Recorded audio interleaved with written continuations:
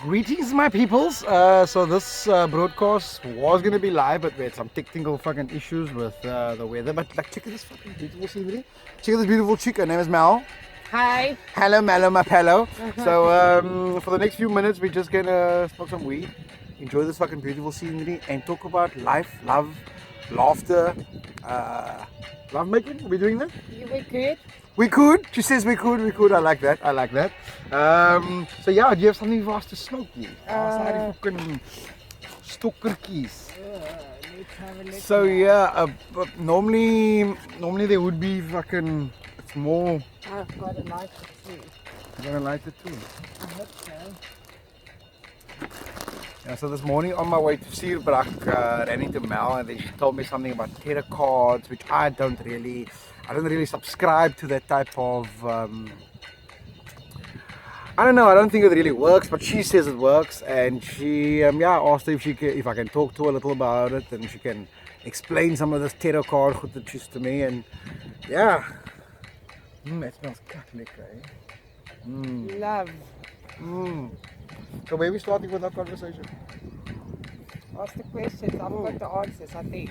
Oh, I like that. You see, she's cocky, eh? It's hard to be humble. It's hard to be humble. Yo, it's hard to be sober, I'll tell you that. Ooh, yeah, bonita, that's lekker. Let me pick up here a little bit. So, first question would be, what do you think about life so far, Mel? Oh, it's a joy. How old are you now? Explain to the viewers there how old you are. I just turned 30 in June.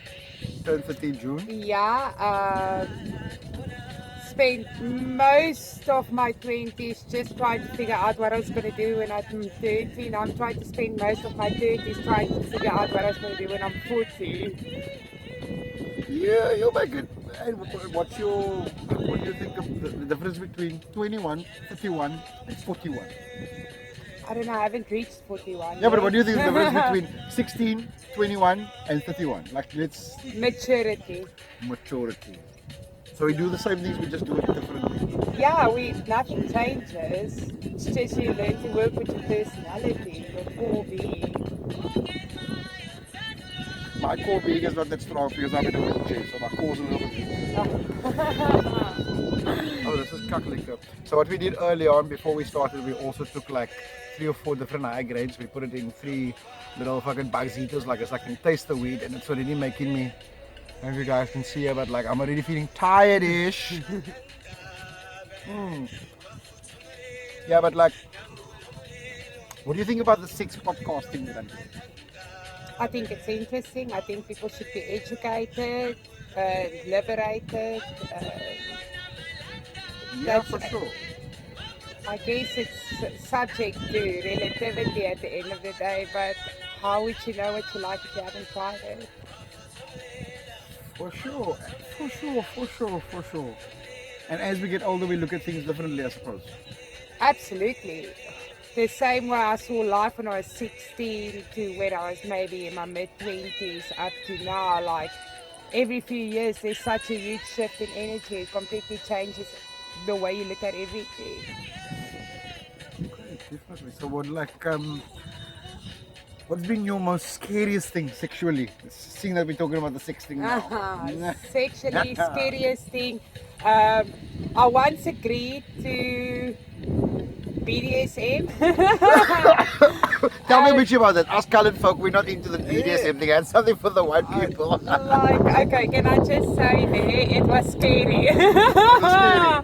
I read 50 Shades of Grey, I thought it's going to be hot.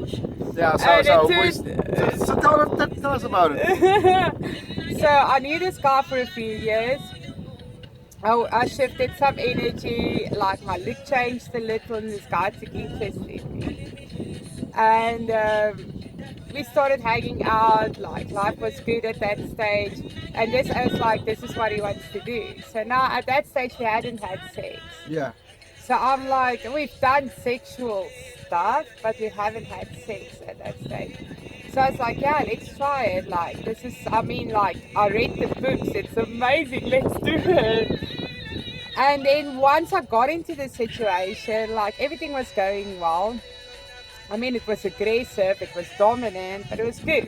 Liquor. And then just as we got close to, or as I got close to finishing, this oat just hacks off and smacks this shit out of me. There's Like not a one smack, one like- slap on the ass. no, oh wow, if it was on the ass, that would be understandable, but it was through the face. He smacked you through the face. And it was not gentle. One smack. I scraped myself sober at that moment. I was like, what is going on here? This is not my style. Tried to explain to him that it's not my style. And yeah, we just went back to being friends. Just like, That's but not- I've experimented with it ever since. I guess I just prefer to be the more dominant person in that relationship. Like, I'll smack people around. I don't know. And like now, you see, this morning you spoke to me about like, did I register to vote? So did you register to vote? I didn't. No, didn't? I didn't. I missed it. I'm sorry. I've decided recently to kind of withdraw myself from social media, the news. I know this is judgment coming. I know it, but ignorance is bliss. So I decided to rather focus on the here and now, which is here in this beautiful place. Oh yeah, for sure. So here I'm quite protected. Don't need to worry about politics at this age. I know it sounds terrible. Yeah, you should vote if you wish to see change, or you can just be the change you wish to see. To see in the world, yeah, for sure, yeah.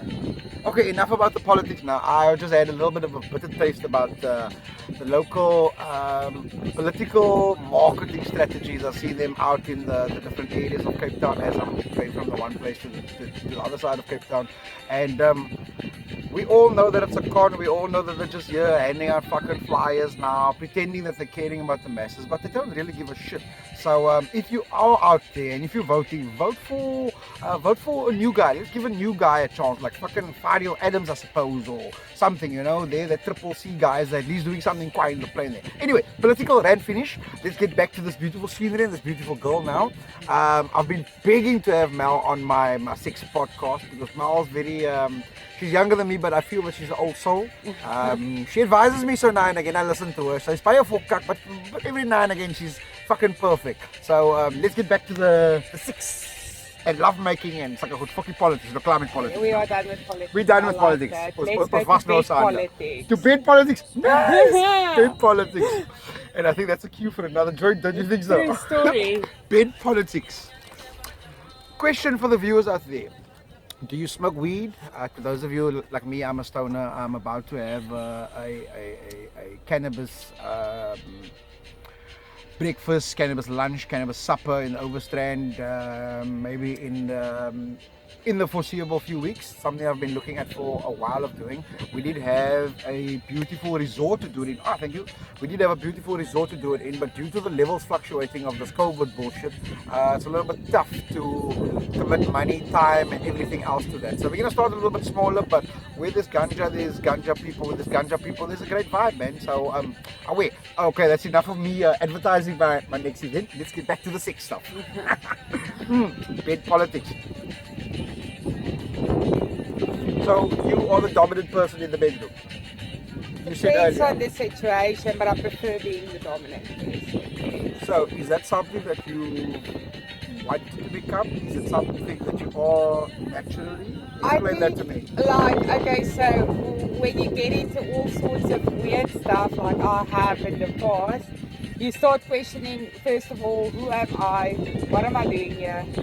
Like, what am I into? Because I mean, like, ultimately you start connecting with people. So the more you explore, I've explored a lot, the more You can tell us. learn. You can tell us about the little bit of the explorations a little bit later. Okay. Yeah, the more you learn. So the more I learn. So I was like, so I started, so I have the ability to play both roles, both dominant and submissive. But I, as myself, as a person, prefer the dominant role, even though submissive can be played, but I don't benefit from it as much as I would from a submissive role. I understand. Like, it doesn't make me horny enough, I guess. But so you are not married, right? I am not married. Yeah, I'm not even dating at the moment. You're not dating at the moment. But is there a future Mr. Mel walking around there? Tell us a little bit about that. Okay, so Here's a juicy one. so I have consulted my cards, Tarot cards, by the way. tarot cards, yeah. This is open to interpretation at the end of the day. So first of all, can I just say I didn't exactly believe in tarot or manifesting something selected randomly. But once you go into tarot, it's basically just an energy being channeled through a medium to give you a message from your higher self, from Yeah. the person that you like wish to be, Yeah. or the path that you are on, that person, the end product of the path that you are currently on. Yeah. Only currently though. Does it mean it changes? It changes with decisions. When you know you shouldn't react to anger or jealousy or fear, and you choose to react in that way, then you are changing the course of a Destiny. prosperous path.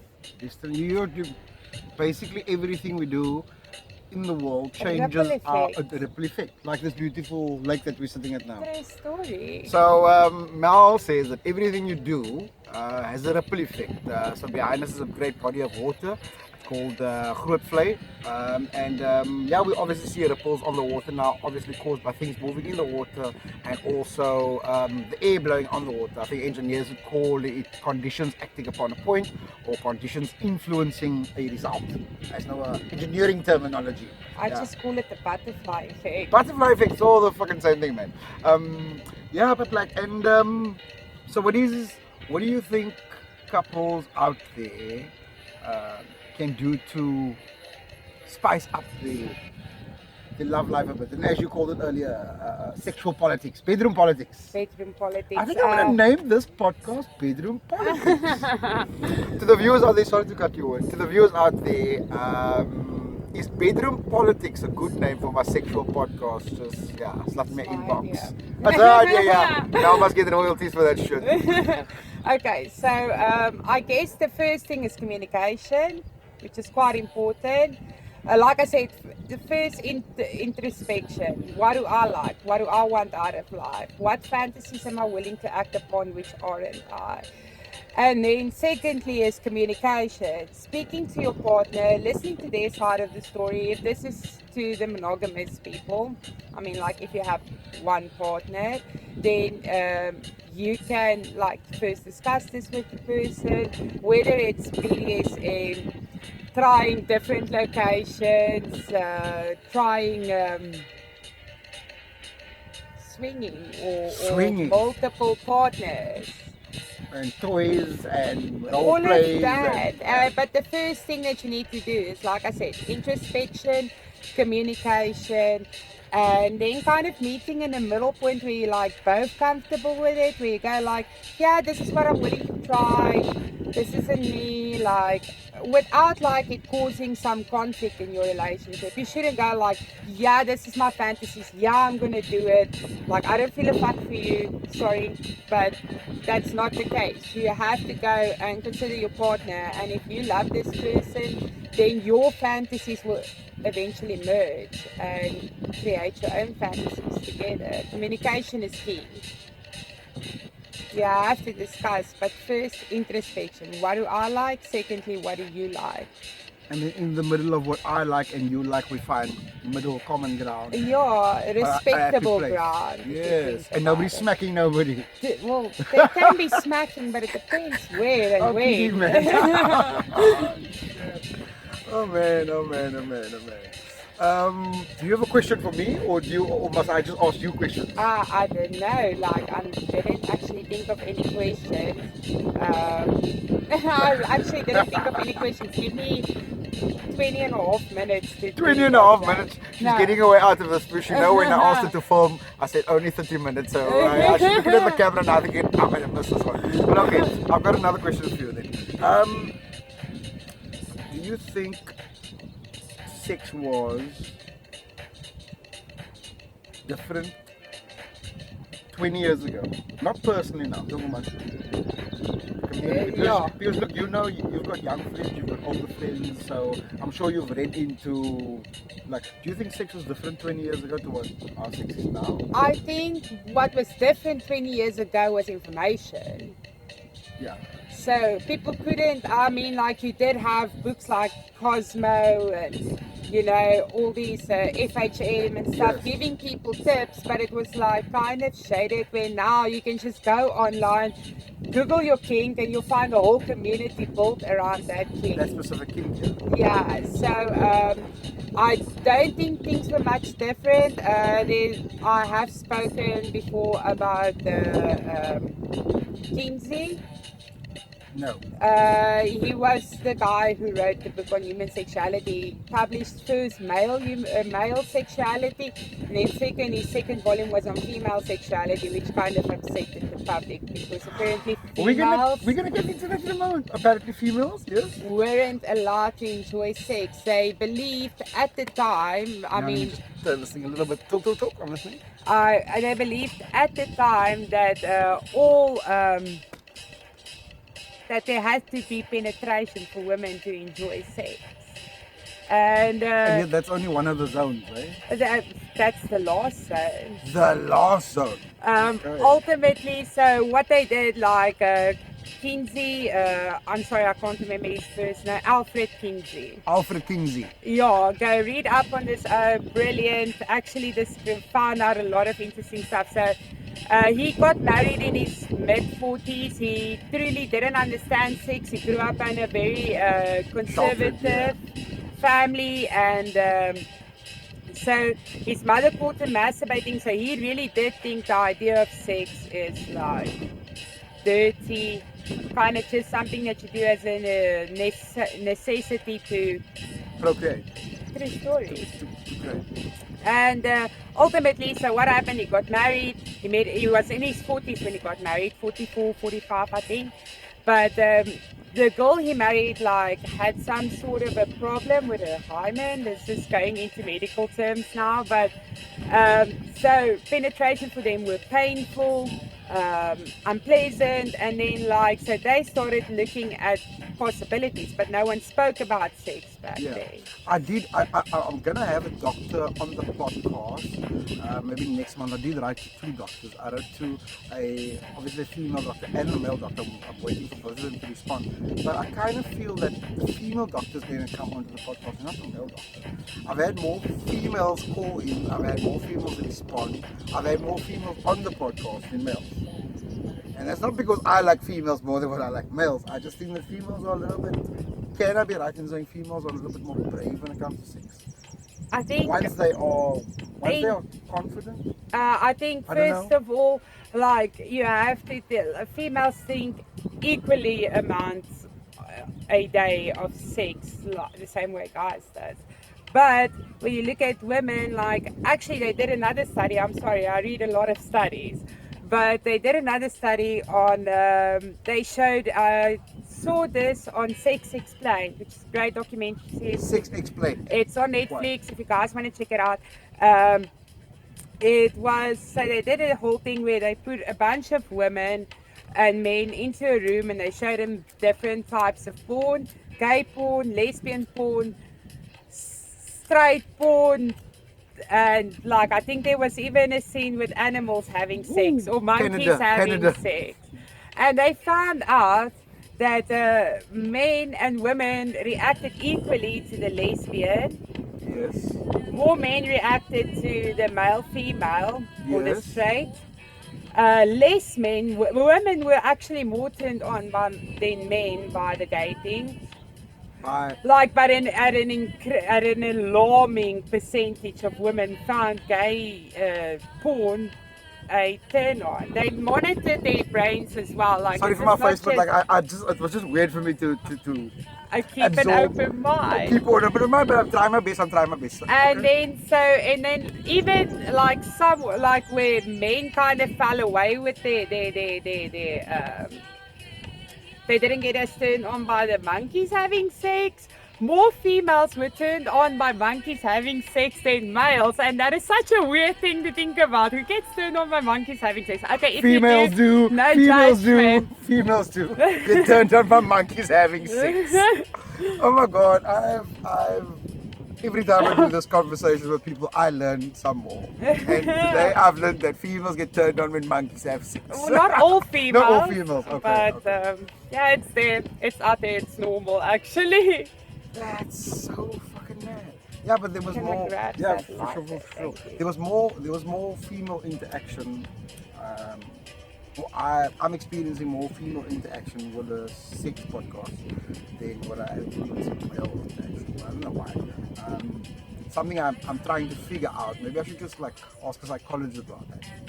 But now, That would be an interesting topic. I can't answer you why it's more females. I think, like, being a single woman myself, I do get a lot of attention from men. yeah, So I don't know, and it's always as well, like, I do some cam work every now and again, and so it's weird, like this weird thing where you have men showing interest, but when it comes to the discussion part of sex, where Yeah. women like the information part of sex, that's when women jump in, and you And can they- read hundreds of articles online, whether it's on how to pleasure a person, how to be a lesbian, how to conduct yourself in a threesome. we'll talk about that in a moment. How to conduct yourself in a threesome. Oh, what a lovely fucking chat I'm having today. What a beautiful day. What a beautiful day. So, before we get into that one of how to conduct yourself in a threesome, oh, what did you say before that? I found something interesting that you said now. Okay, that will come to me later. Let's talk about that. How to conduct yourself in a threesome. For those out there that's going to try Explore. explore like she's wearing pink fucking weed socks today. Love him. Him. Okay, so first of all, we went to conduct yourself in a threesome. So I've done this from like mention names different and places, angles. eh? I'll try my best. I've done this from different angles where I was part of a couple exploring with a threesome. I was also I was part of a lot of people exploring with their first threesome, but it's So are you like actuated for a threesome? I think shit just happens around me.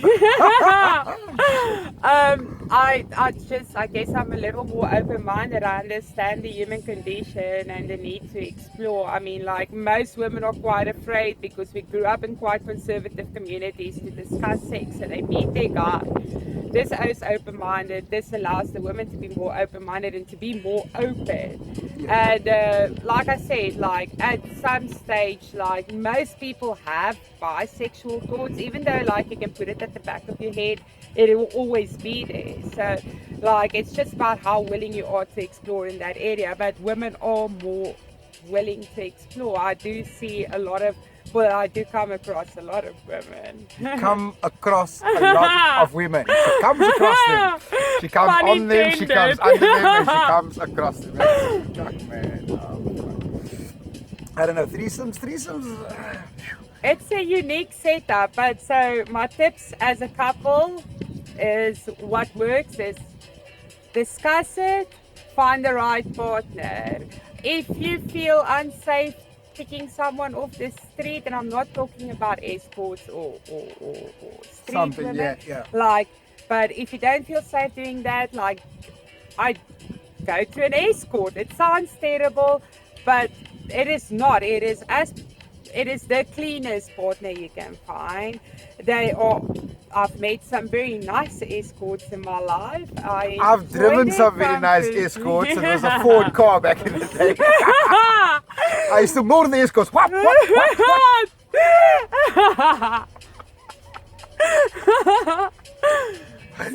Shit. Anyway, sorry. Yeah. So go to that. That is a safe environment to explore. First of all, there's no judgment.